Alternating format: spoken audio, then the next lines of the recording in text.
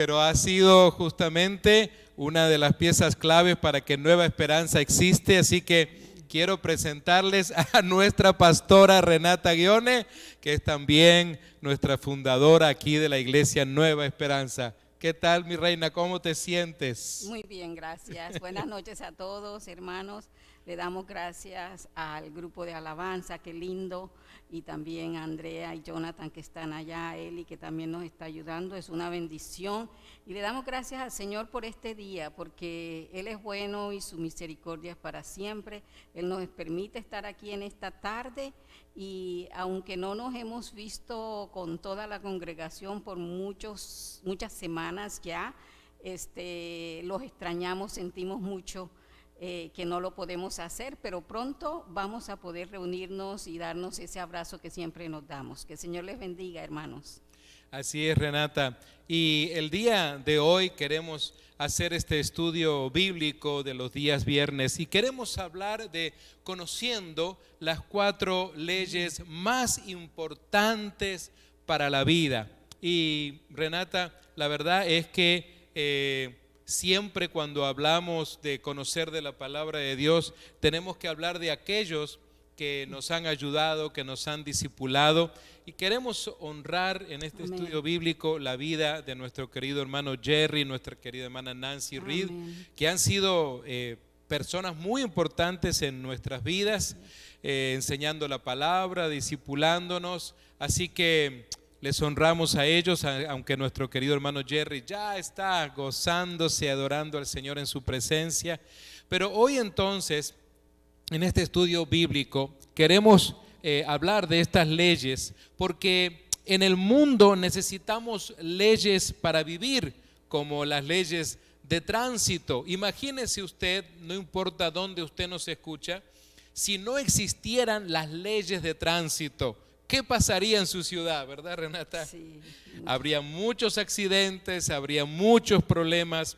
¿Y qué sucede cuando una persona no sigue esas leyes de tránsito? Bueno, algo puede suceder, tanto que hasta alguien pierda la vida justamente por eso. Imagínense que ustedes ven un signo como ese que están viendo ustedes en la pantalla, donde dice prohibido estacionar. Pero imagínese usted que de repente se nos ocurre, a pesar de ese cartel, estacionarnos ahí. Obviamente fue nuestra decisión, y esa decisión de estar rompiendo una ley puede traer consecuencias. Las consecuencias de que los hagan una boleta, un ticket, una multa, como se le dice, inclusive hasta que una grúa se pueda llevar el vehículo de allí. Esa sería la consecuencia de haber roto una regla que es tan importante. Pero pensemos ahora en el campo de las leyes espirituales, de las cuales queremos con Renata compartir con ustedes. Y cuando hablamos de leyes espirituales tenemos que ir directamente a la Escritura. La primera ley espiritual está en el Evangelio según San Juan, un evangelio muy conocido, el capítulo 3 y el verso 16. Y quisiera que Renata nos puedas ayudar a leer justamente esa porción de Juan capítulo 3, verso 16, para dar paso a esta primer ley espiritual. Amén. Y es un verso muy conocido, yo pienso que todos no lo sabemos, y es muy lindo esta porción de la palabra de Dios. Dice así en Juan 3:16, porque de tal manera amó Dios al mundo que ha dado a su Hijo unigénito, para que todo aquel que en Él crea no se pierda, mas tenga vida eterna. Y hemos resaltado esa frase, ¿verdad? Que no se pierda. Ese es el propósito fundamental de Dios y de esta ley, para que entonces todos aquellos que no se pierden, que reciben, que conocen a Cristo, puedan tener entonces una vida eterna. Pero podemos hacernos una pregunta esta noche, ¿verdad, Renata? ¿Cuál es el propósito de Dios? ¿Cuál es verdaderamente ante esta ley el propósito de Dios según Juan, el capítulo 10 y el verso 10? Queremos compartir esto en relación todavía a la primer ley espiritual para la vida. Juan 10:10 dice de esta forma: el ladrón no viene sino para hurtar y matar y destruir. Yo he venido para que tengan vida y para que la tengan en abundancia. Qué hermoso es eso. Él ha venido para que tengamos vida y para que esa vida sea entonces en abundancia. Pero al leer esta porción, Renata, pienso en esto. Si esto es así, ¿por qué la mayoría de personas no experimentan esa vida en abundancia?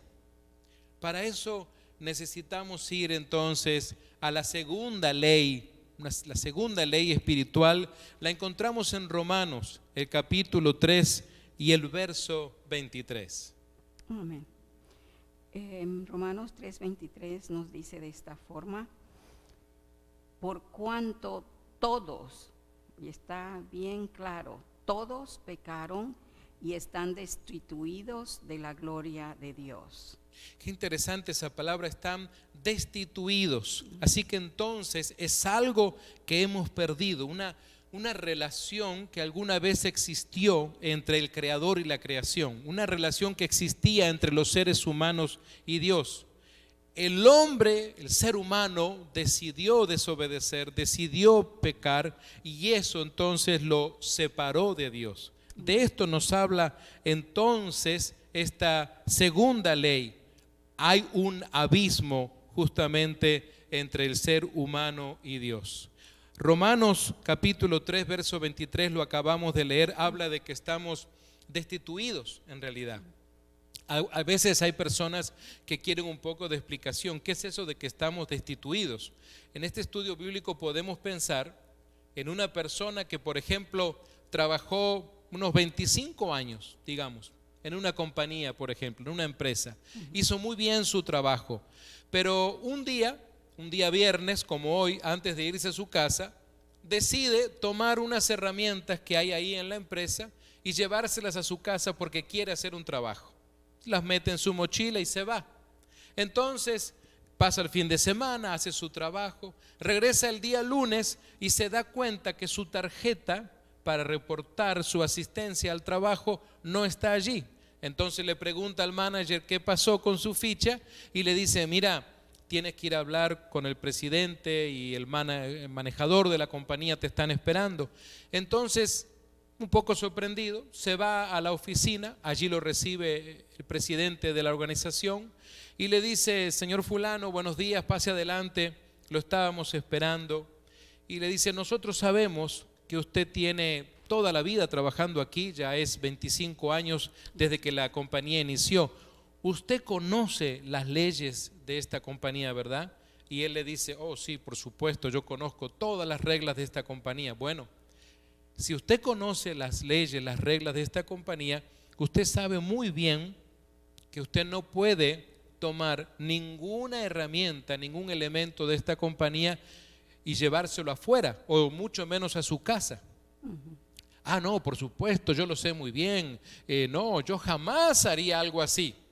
Y le dice: ¿usted está seguro que jamás haría algo así? No, no, por supuesto que no. Entonces en ese momento le encienden una cámara allí, un pequeño video, y justo la cámara registra el momento en que el día viernes, 3 días atrás, este hombre estaba metiendo esas herramientas allí en la mochila, llevándolos a su casa. Cuando él ve eso, claro, no tiene argumento. ¿Qué va a decir? No tiene nada que decir. Entonces él se quebranta un poco, se arrepiente y le dice: mire jefe, mire patrón, perdóneme, discúlpeme, la verdad que yo pensaba traerlo mañana mismo, solo lo tomé para hacer un trabajito en mi casa, pero no vaya a pensar que yo me lo quería robar, para nada.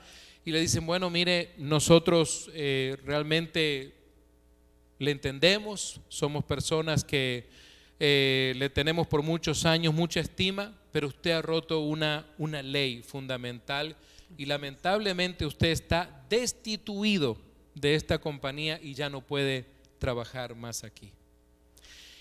Algo así pasó justamente en el Edén, cuando el ser humano desobedeció a Dios. Entonces, de ahí fuimos destituidos ¿de qué? De la relación que teníamos con Dios. Fuimos separados. de esa relación que teníamos, que podríamos haber tenido desde el principio con Dios. El pecado nos llevó allí. Exactamente. El pecado nos separó de Dios. Y qué interesante, porque me gustaría, Reina, que pudiéramos leer Romanos 6:23. Eso nos va a ayudar un poco a ampliar esta situación. Romanos 6:23, porque la paga del pecado es muerte, mas la dádiva de Dios es vida eterna en Cristo Jesús, Señor nuestro. Así como a este amigo le tocó ser destituido entonces de la empresa, aquí el apóstol Pablo dice que lo que merecemos, la paga de nuestro pecado es la muerte. Pero qué bueno que no termina ahí la palabra, porque luego dice más la dádiva. Muchas personas, Renata, se preguntan, ¿y qué es esa palabra dádiva?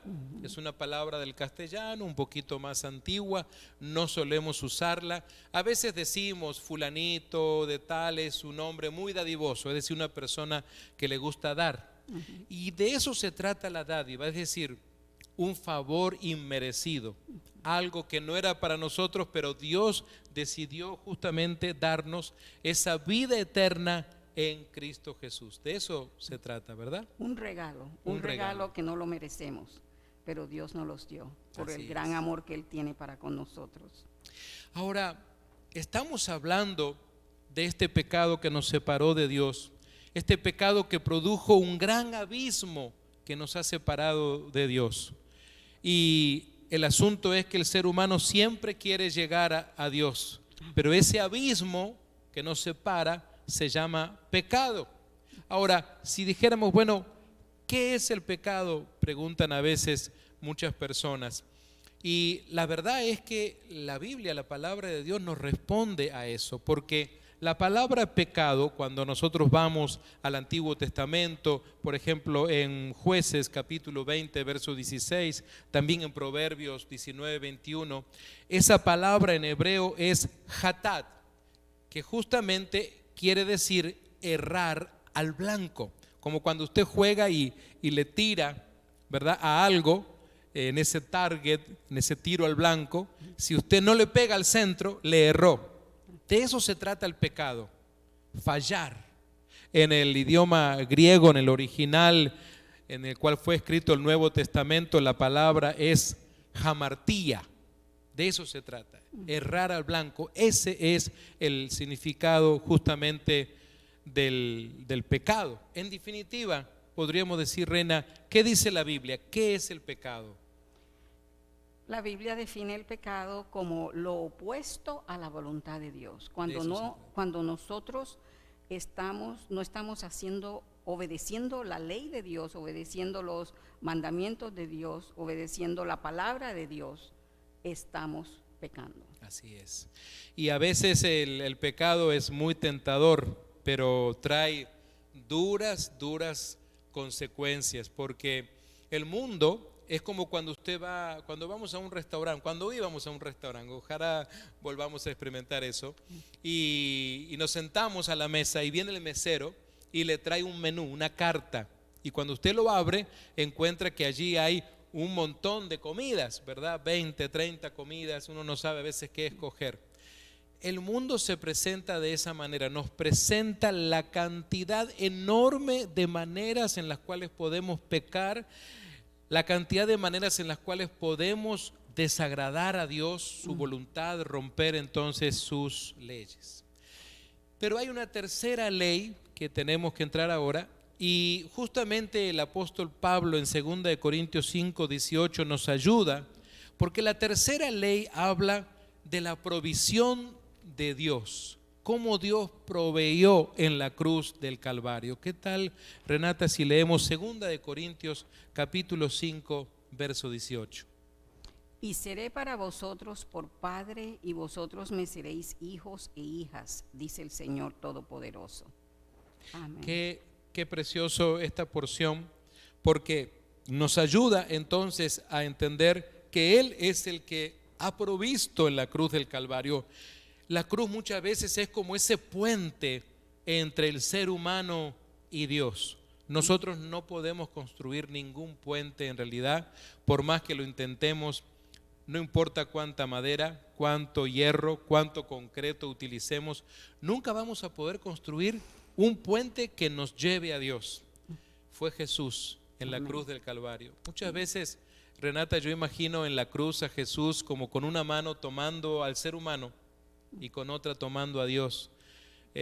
Por eso el Señor Jesús dijo, Padre, perdónalos porque no saben lo que hacen, justificándonos inclusive delante de Dios. Pero Jesús entonces es nuestra provisión ante el pecado, es decir, el justo por los injustos. Y creo que el apóstol Pablo allí en 1 Corintios capítulo 15 versos 3 y 4 nos explica esto. Amén. Dice así: porque primeramente os he enseñado lo que asimismo recibí, que Cristo murió por nuestros pecados conforme a las Escrituras, y que fue sepultado y que resucitó al tercer día conforme a las Escrituras. Así que entonces Cristo, dice Pablo, murió por nuestros pecados. Amén. Él fue el que lo hizo. No había ninguna otra cosa. En aquellos días la humanidad practicaba diferentes tipos de sacrificios, tal vez de animales, pero no había nadie más, no había ningún otro ser humano, no había ningún animalito, nadie que calificara, solamente Jesús, porque su sangre era limpia y sin mancha, no tenía pecado, nunca conoció el pecado. Por eso Él era el único que calificaba para morir por nosotros, para comprarnos en la cruz del Calvario. Y al hablar entonces de nuestra provisión, hay un pasaje, ¿verdad?, muy conocido en Juan 14:6, un pasaje que fue muy importante para mi conversión a Cristo hace 30 años atrás, en Juan 14:6. Es muy interesante porque Jesús está hablando y Él dice allí que Él es... Juan 14:6, y dice: yo soy el camino y la verdad y la vida, y nadie, y esto es bien importante que lo rescatemos, nadie viene al Padre sino por mí. Así es. Verdaderamente para mí fue muy importante. Muchas veces comparto esto con mis amigas y mis amigos católicos, justamente de donde yo participé durante un cuarto de siglo, porque dice nadie, es decir, no hay ningún otro elemento, no hay ningún santo, virgen, ninguna cosa que podamos nosotros idolatrar que pueda reemplazar a Cristo, porque Él es el camino. Cuando hablamos de el camino, no estamos hablando de uno de los tantos caminos.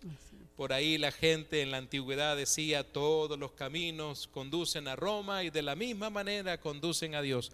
Eso no es cierto, hay un solo camino. Amén. Es Cristo nada más. Y luego habla de que Él, además del camino, de que Él es la vida. Es decir, no cualquier vida, sino la vida que Él nos propone, la vida que Él nos presenta. Camino, verdad, y luego entonces dice también que Él es la verdad. Camino, verdad y vida. Y cuando hablamos de verdad, no es cualquier verdad, sino la única gran verdad, que es Cristo. Por eso Él tiene toda la autoridad para decir: nadie viene al Padre si no es por mí. De eso justamente se trata esta tercera ley que estamos tratando de compartirles. Incluso Romanos 5:8 nos ayuda mucho más a compartir o a entender esta tercera ley espiritual. En Romanos capítulo 5 y el verso 8, Renata, si eres tan amable de compartirnos esa porción. Mas Dios muestra su amor para con nosotros en que, siendo aún pecadores, Cristo murió por nosotros. Así que, a pesar aún de que somos pecadores, Él nos muestra su amor. Amén. Sabes que muchas veces la gente me pregunta: bueno, ¿cómo podemos entender esto? Y viene a mi mente aquella ilustración en donde un hombre fue encontrado culpable de todas las cosas que él hizo, tenía un sinnúmero justamente de acusaciones y fue llevado a la corte. Y allí lo esperaba el juez, estaba también el oficial, estaba allí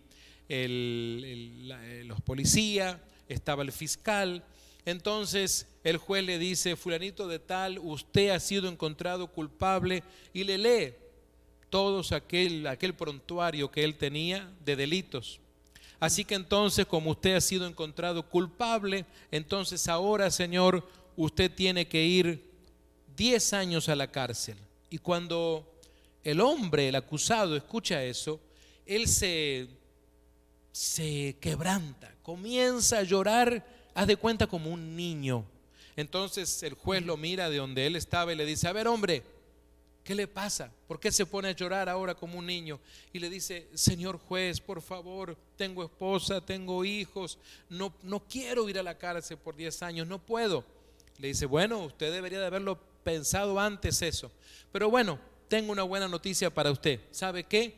Le voy a dar entonces una especie de multa, vamos a decir, para que usted pueda salir en libertad. Usted va a pagar entonces ahora $100,000 a la ciudad. $100,000 usted pague y queda en libertad. Una libertad condicionada, pero usted no va a tener que ir a la cárcel. Y en ese momento, Renata, el hombre se quebranta y comienza a llorar otra vez como niño. Entonces el juez le dice: bueno, hombre, pero ¿y ahora qué le pasa? Señor juez, yo no tengo, ¿de dónde voy a sacar $100,000? Yo no tengo para pagar esa cantidad de dinero. Ah, bueno, no hay problema, entonces vaya 10 años a la cárcel y pague sus delitos allí.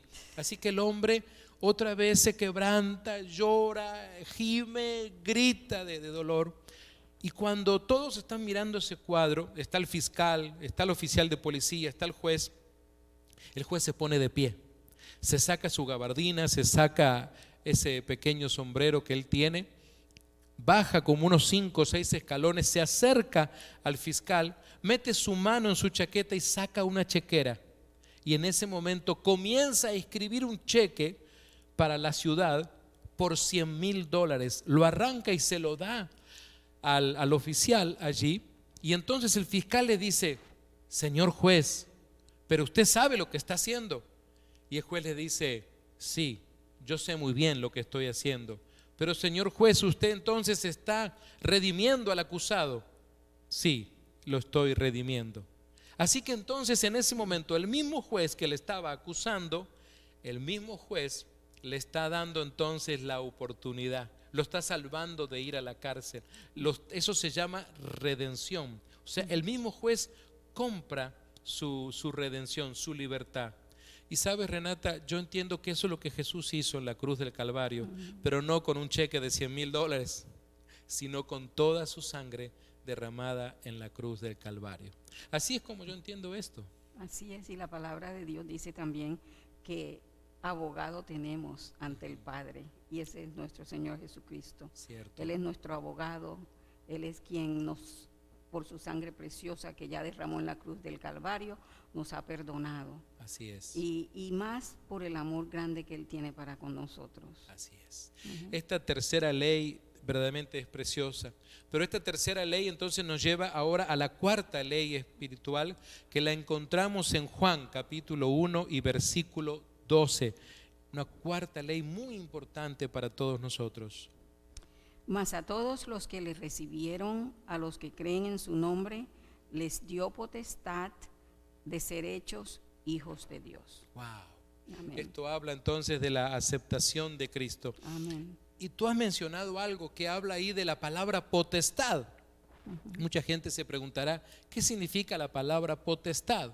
Bueno, la palabra potestad significa derecho, es decir, el derecho de ser ahora llamados hijos de Dios. Amén. Cuando una persona, cualquier hombre, cualquier mujer, cualquier joven, invita a Jesús a su vida y se convierte, le entrega su vida al Señor, recibe esa potestad, ese derecho de ser llamado hijo de Dios, no por haber sido engendrado por Dios, sino que porque a través de Cristo es que nos podemos llamar hermanos, hermanas, porque hemos recibido esa potestad, ese derecho de ser ahora hijos de Dios, por haberle recibido. Porque lo más importante aquí, que lo resalta Juan, es recibir y creer. Ambas cosas. Amén. Recibir a Cristo, pero creerle a Él. En este tiempo que vivimos de pandemia, en este tiempo donde hay tanta gente preocupada, desesperada, tal vez en momentos de incertidumbre, la clave del mensaje es recibir a Jesús a pesar de todo, pero creer en sus promesas. Amén.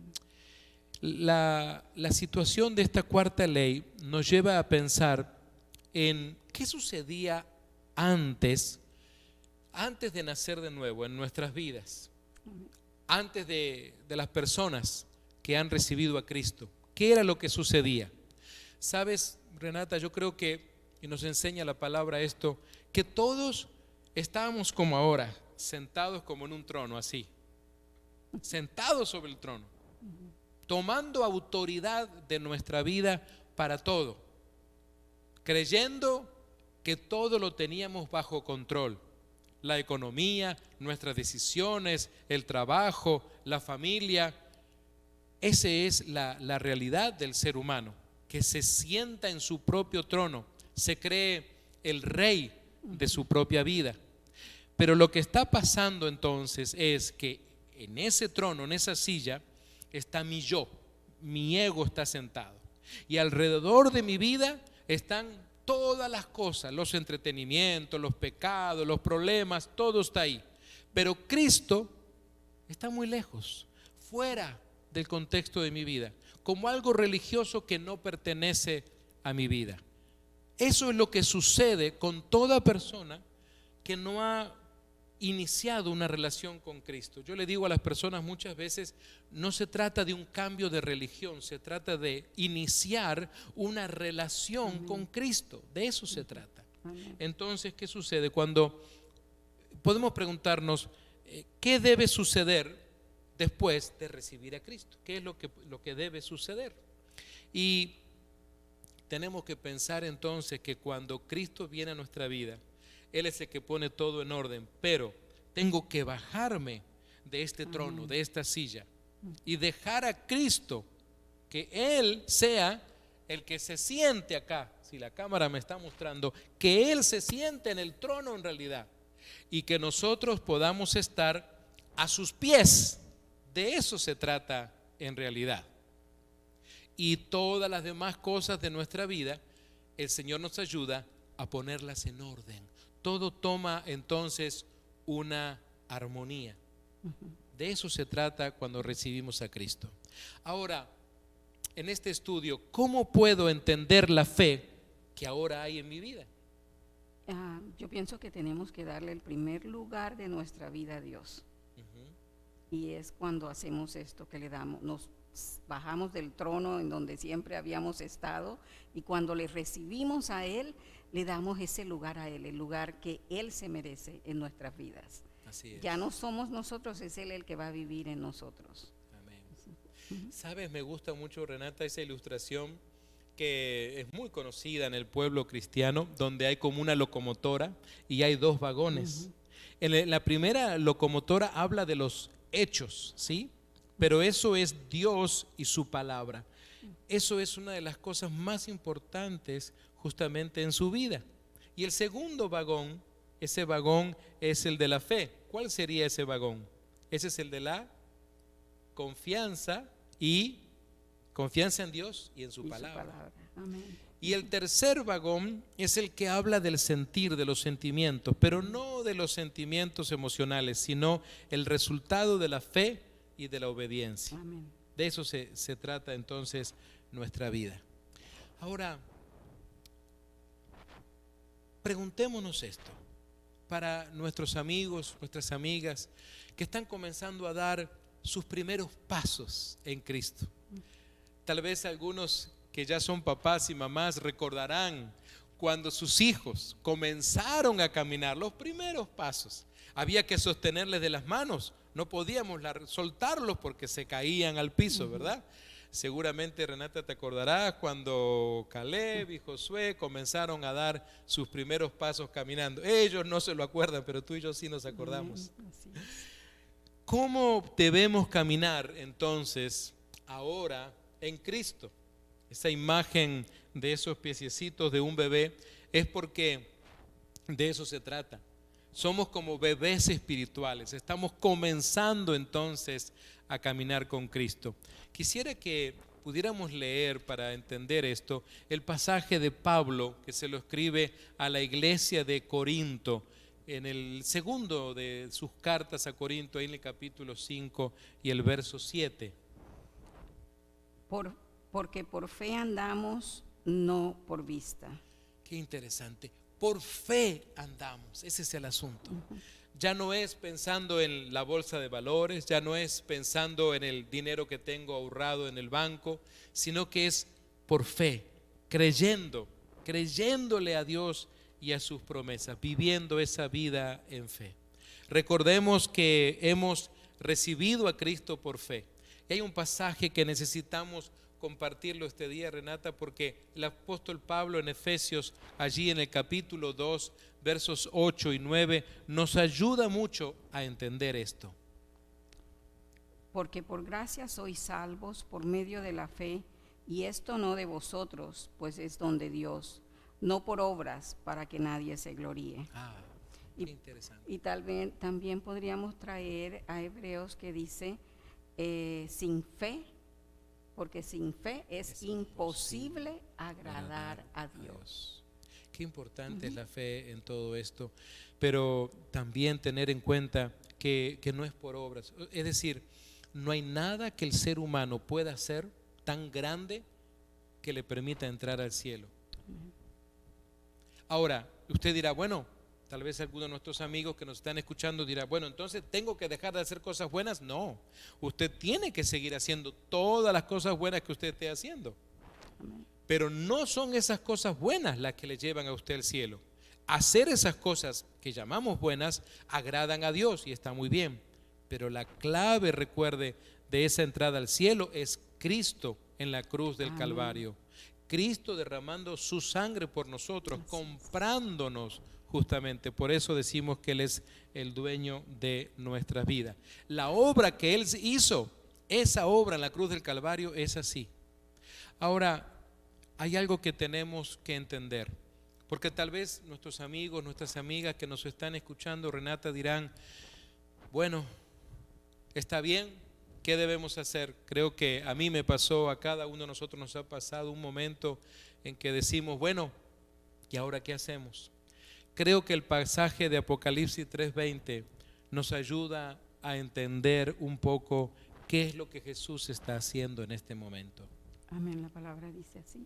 He aquí yo estoy a la puerta y llamo. Si alguno oye mi voz y abre la puerta, entraré a él y cenaré con él y él conmigo. Qué interesante, ¿verdad? Una invitación nos hace. Tal vez pensemos estar en nuestra casa y de repente escuchar así como el ruido en la pared, ¿no? En la puerta, mejor dicho, alguien está golpeando. ¿Qué hace usted? ¿Qué hacemos, Renata, cuando estamos en la casa mirando televisión, de repente entretenidos ahí y escuchamos que alguien golpea la puerta? La verdad que yo creo que tenemos dos opciones. Una es ignorar, dejar que la persona se canse y se vaya, o la otra es levantarnos, ir a la puerta y ver quién es, de qué se trata. Yo creo, mi amigo y mi amiga, nosotros le podemos decir que este tiempo de pandemia es donde Dios está llamando nuestra atención. Hoy compartía con algunos amigos y amigas en el parking lot de la iglesia de que todo está cerrado, no podemos ir a divertirnos a ninguna parte, a ningún cine, ningún teatro, a ningún restaurante, a ningún estadio de fútbol, nada de eso. Tenemos que estar en casa donde usted está ahora, para entonces allí tener la oportunidad de buscar a Dios, de levantar nuestra cabeza al cielo y decir, Dios mío, ¿qué es el plan que tú tienes? El plan que Él tiene es lo que justamente tú acabas de leer, Reina. Yo estoy a la puerta y llamo. No dice ahí, estoy a la puerta y le voy a pegar una patada a la puerta y voy a entrar a la fuerza. No, y llamo. Si alguno oye mi voz, si usted está escuchando que en este tiempo Dios le está llamando a su puerta, la puerta de nuestro corazón, entonces usted puede tomar esa decisión.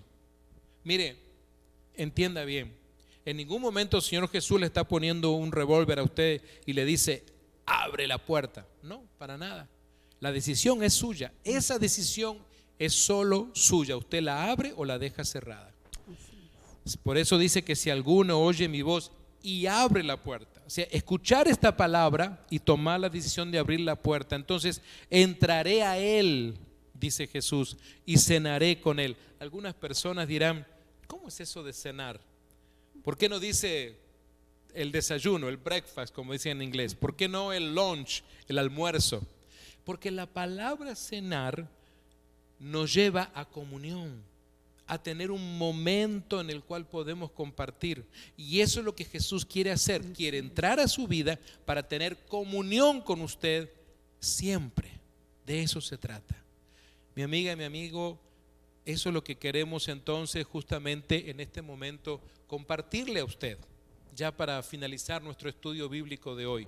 Esto es lo que Jesús quiere hacer, entrar a su vida. ¿Qué es lo que usted tiene que hacer? Solamente abrir su corazón.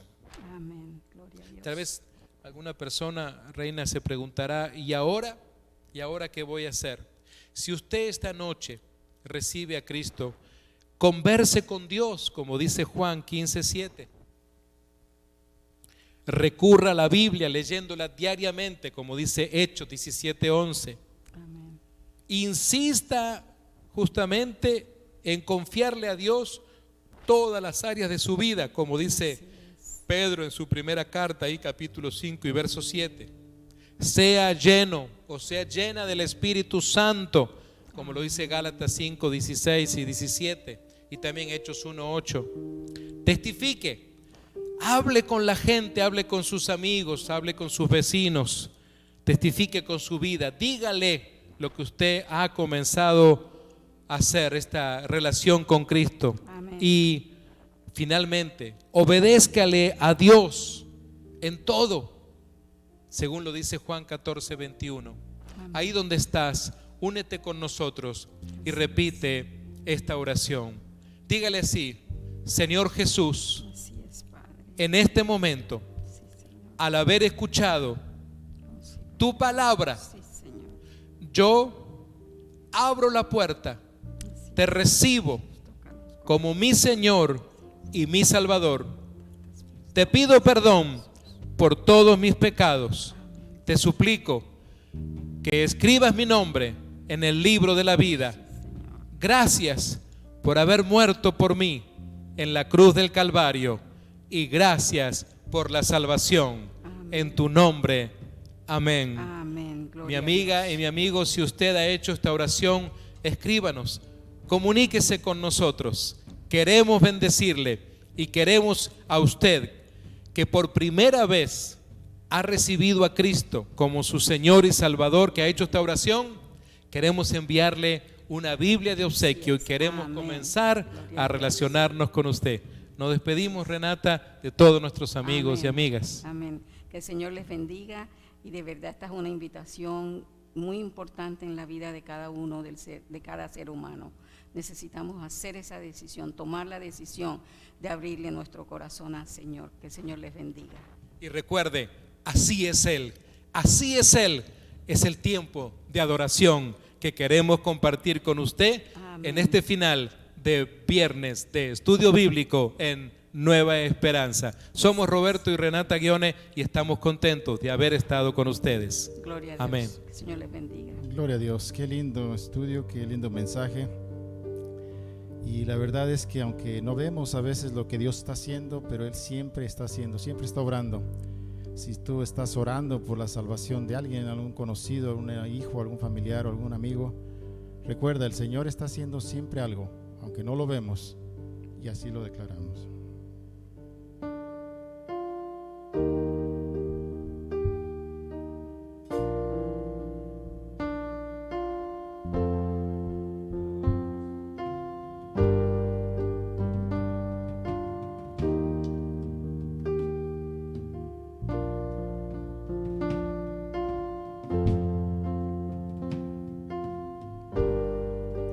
Aquí estás, que me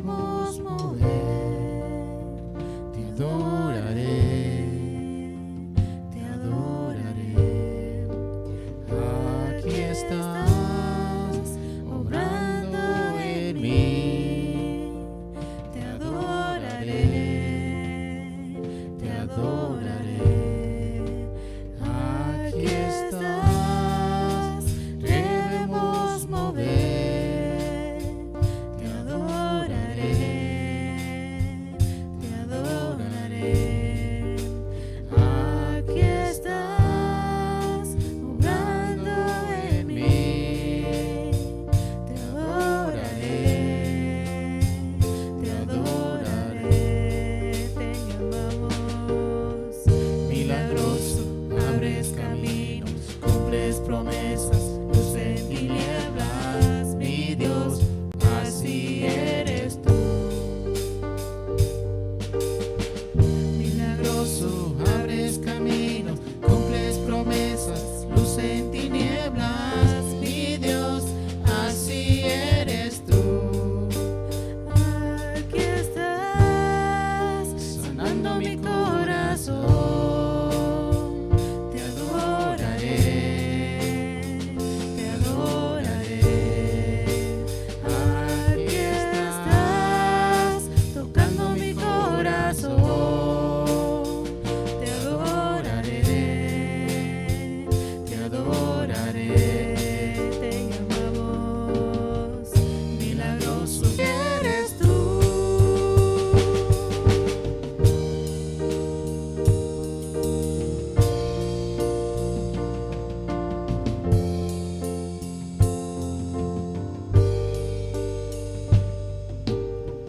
Aunque no pueda ver, estás sobrando. Aunque no pueda ver, estás sobrando. Siempre estás, siempre estás sobrando. Siempre estás, siempre estás sobrando. Aunque no pueda ver, estás sobrando. Aunque no pueda ver, estás sobrando. Siempre estás, siempre estás sobrando. Siempre estás, siempre estás sobrando. Aunque no pueda ver, estás sobrando. Aunque no pueda ver, estás sobrando. Siempre estás, siempre estás sobrando. Siempre estás, siempre estás sobrando. Aunque no pueda ver, estás sobrando. Aunque no pueda ver, estás sobrando. Siempre estás, siempre estás sobrando. Siempre estás, siempre estás sobrando. Milagroso, abres caminos, cumples promesas, luz en tinieblas, mi Dios, así eres tú. Te amamos, milagroso, abres camino, cumples promesas, luz en tinieblas, mi Dios, así eres tú. Te amamos, milagroso, abres camino, cumples promesas, luz en tinieblas, mi Dios, así eres tú. Así eres tú. Así eres tú. Así eres tú. Así eres tú. Así eres tú. Así eres tú. Así eres tú. Así eres tú. Gracias, Señor, te alabamos. Amén. Amén, Señor.